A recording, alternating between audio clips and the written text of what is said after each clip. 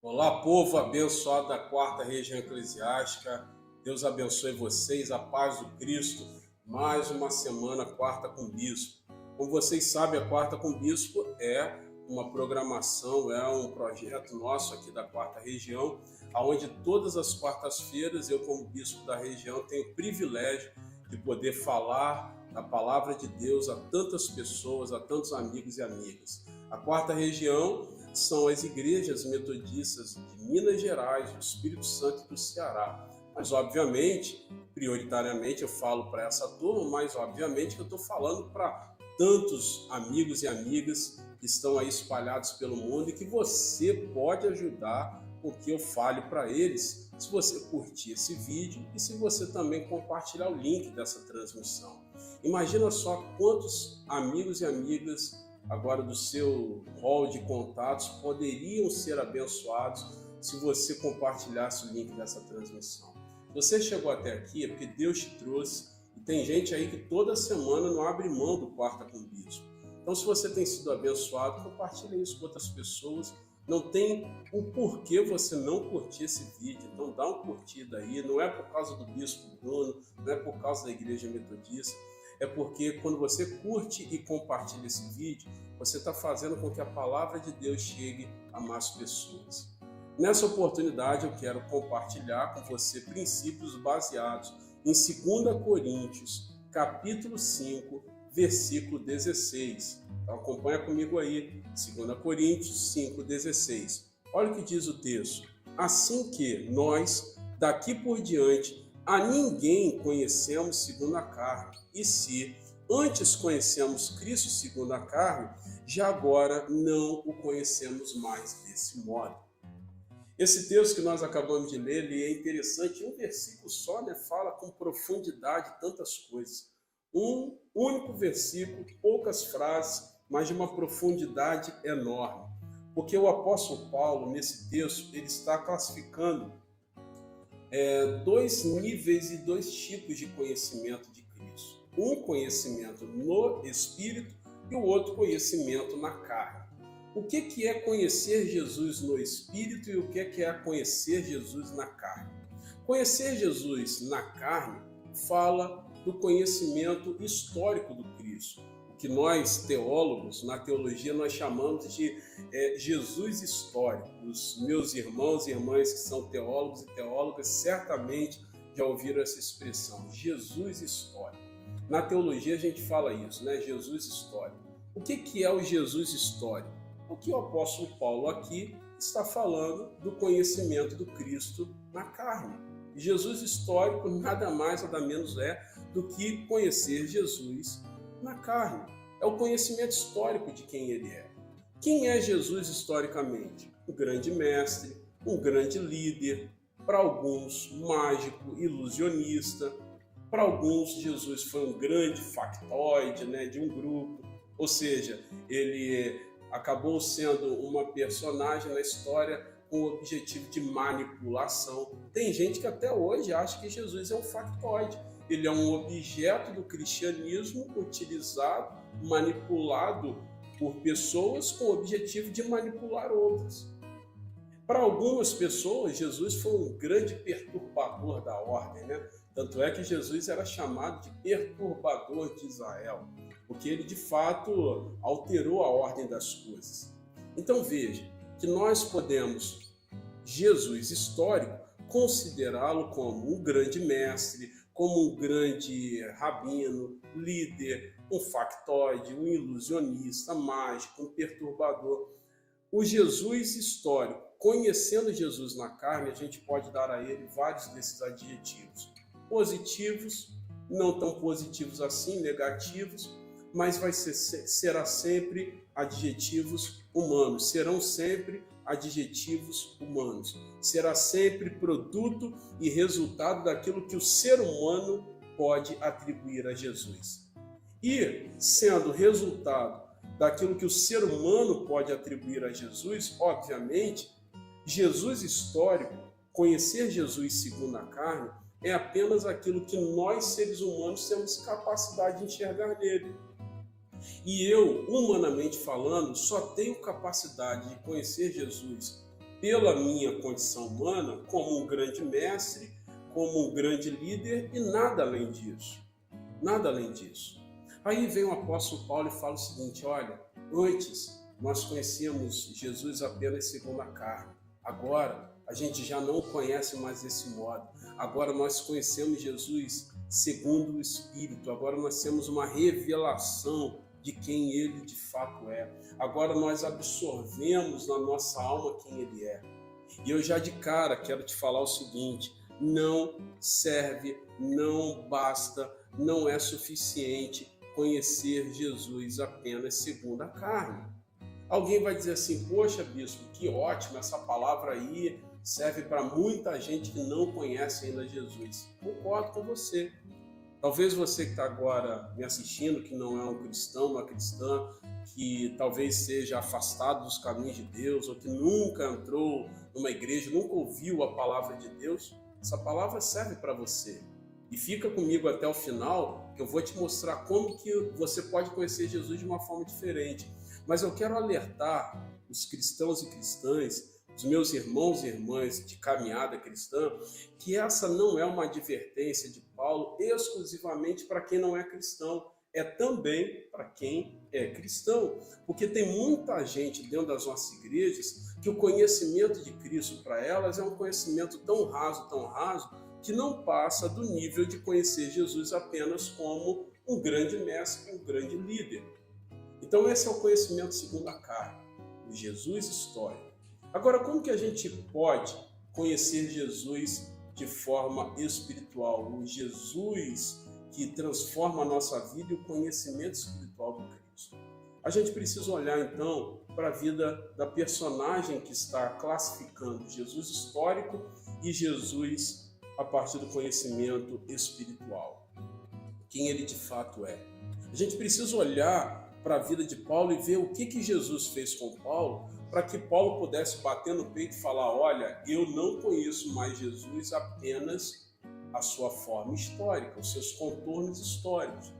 A gente precisa olhar para a vida, para a história de vida de quem está falando isso. E Paulo é quem está dizendo isso. Eu conhecia Jesus apenas segundo a carne, agora eu conheço segundo o Espírito.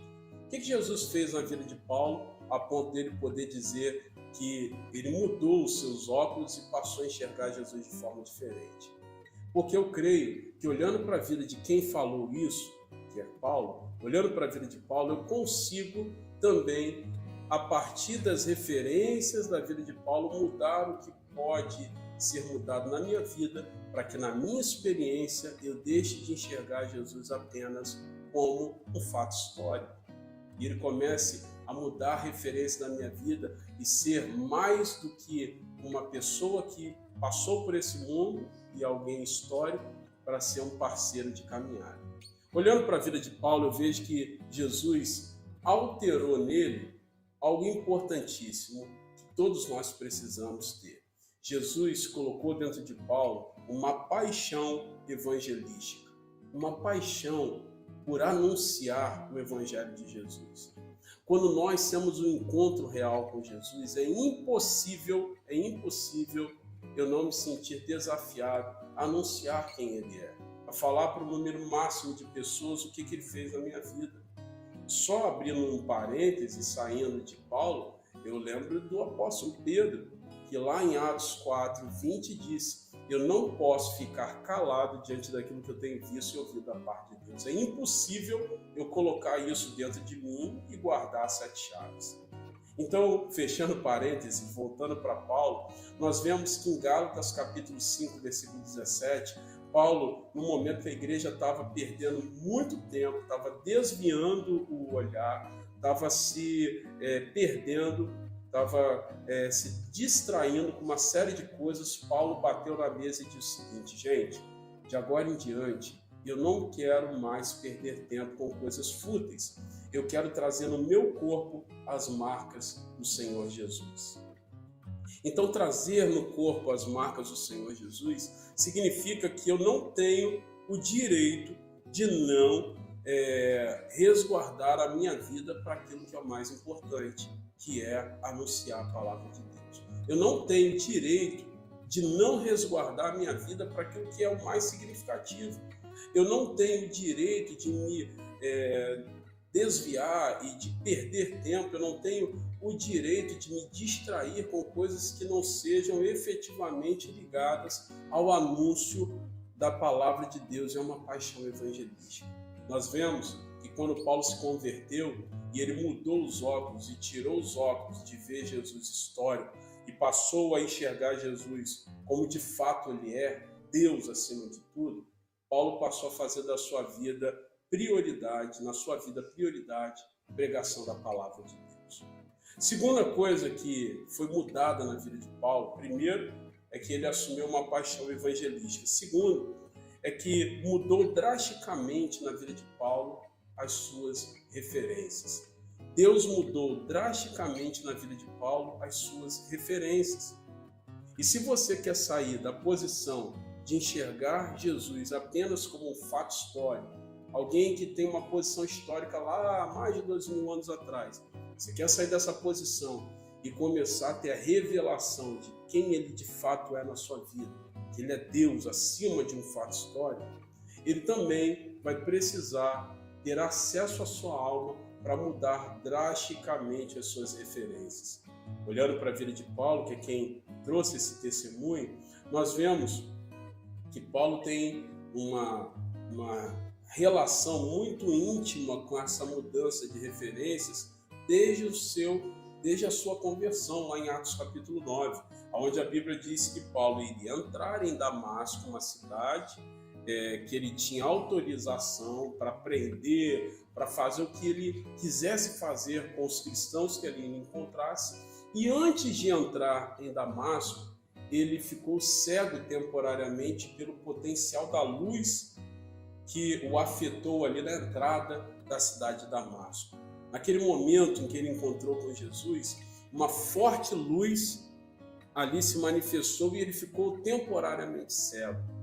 E aquele homem que entraria em Damasco com carta assinada pelo sumo sacerdote para fazer o que ele bem entendesse fazer, agora ele teve que entrar em Damasco cego e sendo então conduzido por outras pessoas.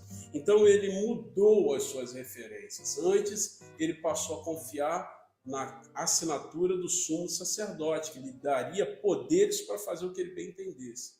A partir daquele momento que ele perdeu temporariamente a sua visão, Paulo teve que aprender a depender de homens e mulheres que Deus estaria levantando para ensiná-los sobre a fé.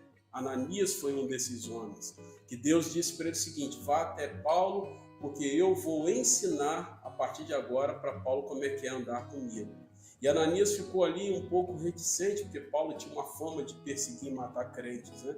Mas Ananias aceitou o desafio, foi até Paulo e começou a ensinar Paulo a dar os primeiros passos da fé. Então, quando nós aceitamos que as nossas referências em Deus sejam drasticamente mudadas e alteradas, nós passamos a ter um olhar diferente de Jesus. Antes, Paulo o via apenas como um fato histórico. E a partir do momento que Paulo aceitou não confiar mais na força do seu próprio braço e nas referências que ele tinha humana, como a assinatura do sumo sacerdote, e passou a confiar naquilo que Deus tinha para ele através de homens e mulheres que o próprio Deus estava levantando para discipulá-lo, Paulo então declarou, como nós lemos, ele passou a enxergar Jesus de uma forma diferente. Você quer passar a enxergar Jesus de forma diferente? Primeiro, comece a anunciar Jesus e aquilo que ele fez na sua vida a um número máximo de pessoas. Segundo, comece a permitir que as referências da sua vida sejam alteradas. Confie menos na força do seu braço e confie mais naquilo que a palavra de Deus diz. Confie menos naquilo que homens e mulheres de si mesmos falam para você e comece a confiar naquilo que Deus fala através de instrumentos dele, principalmente através da sua palavra. E eu quero encerrar falando uma terceira coisa que eu vejo assim como característica significativa da vida de Paulo e que nos ajuda a entender como que nós vamos mudar os óculos da nossa vida e pararmos de enxergar Jesus apenas como um grande líder, um factoide, um mágico, um ilusionista, um grande mestre. passarmos a enxergar Jesus além de um fato histórico. Terceira coisa é que na vida de Paulo, isso foi importante, eu creio que vai ser na sua e na minha. Nós vamos precisar, como Paulo, nos tornarmos flexíveis às ações do Espírito de Deus. Paulo era muito rígido naquilo que ele achava que tinha que ser e que não tinha que ser. Tanto é que ele aceita ali passivamente o apedrejamento de Estevão. A Bíblia fala lá em Atos 6 que ele estava concordando com aquilo. Ele pegou ali a carta do sumo sacerdote e aceitou aquilo que os fariseus à sua época falavam, e ele não se dobrava a nenhuma possibilidade de repensar nada. Tanto é que diziam, olha, o cristianismo não presta, esse Jesus é um impostor. Paulo assumia aquilo como verdade. A partir do momento que Paulo teve um encontro com Jesus, ele começou a se tornar flexível, ele começou a aceitar a possibilidade de que as suas convicções humanas poderiam não ser as melhores. Por exemplo, você vê isso claramente quando Paulo, ele aos Coríntios, ele diz o seguinte, olha, as mulheres não podem falar na igreja. E até hoje tem gente que acha que Paulo era um baita de um machista, né? E tem gente até hoje criando doutrina bíblica ou cristã equivocadamente a partir desse texto, onde Paulo fala para as mulheres não falarem nada dentro da igreja. Mas a verdade é que Paulo estava falando especificamente para as mulheres de Corinto, para que elas não falassem, para que elas não fossem confundidas com as sacerdotisas de uma falsa deusa, Diana, que se prostituíam nos altares daquela religião herética. E por isso, ali em Corinto, Paulo disse, olha, para vocês não serem confundidas com as sacerdotisas da falsa deusa Diana, então as mulheres de Corinto fiquem caladas. Se vocês tiverem que falar alguma coisa, falem em casa com os vossos maridos, mas nas igrejas, nos lugares específicos de culto, não falem. Aí, para mostrar que Paulo não era machista, mas ele estava vivendo um período de flexibilidade, para a igreja de Filipos, para os filipenses, que era uma igreja liderada por mulheres, Paulo chega a dizer que aquela era a melhor comunidade que tinha, a ponto dele pensar se era melhor ficar com a igreja de Filipos ou até morrer e conhecer finalmente a eternidade. Então, em Corinto, Paulo diz, as mulheres não podem falar por uma razão específica. E em Filipos, ele celebra uma liderança feminina, uma liderança muito positiva de mulheres que estavam à frente da igreja. Isso mostra a flexibilidade de Paulo. No caso de João Marcos, que foi um evangelista também da igreja primitiva, num primeiro momento, quando João Marcos vacilou, Paulo falou, olha, esse camarada aí não serve para estar com a gente. Mas quando João Marcos retificou a caminhada, se ajustou, se aprumou e resolveu seus problemas e pendências, Paulo chega a dizer para Timóteo o seguinte, traga com você João Marcos, porque ele é para mim muito útil para o ministério. Então, num primeiro momento, Paulo disse, João Marcos não serve para caminhar com a gente. Depois que João Marcos melhorou a sua caminhada, Paulo disse, ele é muito útil para a pregação do Evangelho. Eu estou dando 2 exemplos aqui que mostram que Paulo era flexível, ou seja, ele aprendeu a flexibilizar as coisas. Ele aprendeu a entender o que Deus tinha para um ciclo e o que Deus tinha para um outro ciclo.